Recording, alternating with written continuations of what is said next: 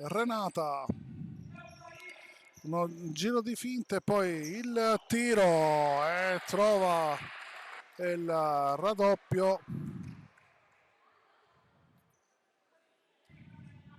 Qua ancora lei, il passaggio per Mansueto. È bellissima questa girata che finisce sotto le gambe di Gisela e beffa Ines per il 3-0. Ecco, Mansueto lascia ancora per Greco che indisturbata può avanzare, trafiggere per la quarta volta la Royal.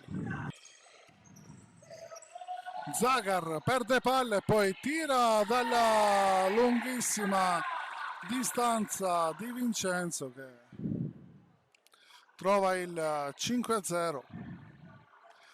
5 minuti Ines sul pallone. Ines avanza ancora, salta tre giocatrici, poi De Sarra da sola e il miracolo. Renata, il dribbling su Ines, può avanzare, serve Buchicchio che trova la sesta rete. 6-0 il risultato.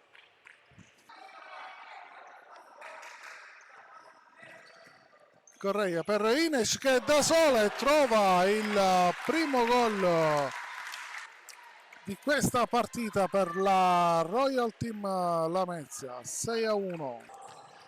Il tiro bellissimo e poi il settimo gol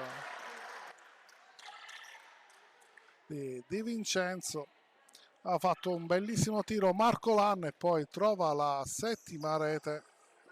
Bello questo recupero da parte di Alves. Ancora Alves per Gisela, il gol sotto le gambe di Coda. Trova il secondo gol di Marca Spagnola per la Royal. Dialogano ancora le due. Il tiro poi trova il primo gol di questo secondo tempo.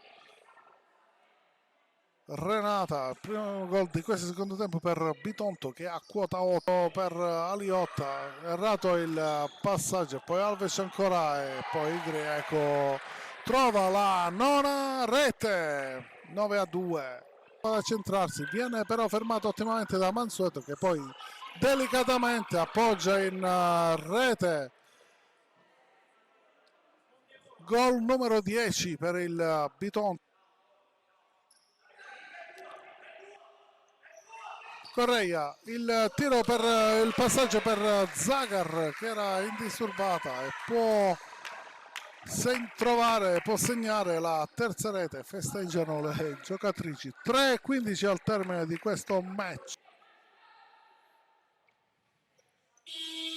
Finisce qua la partita. 10-3 per il futsal Bitonto sulla TNT Royal Lamezia.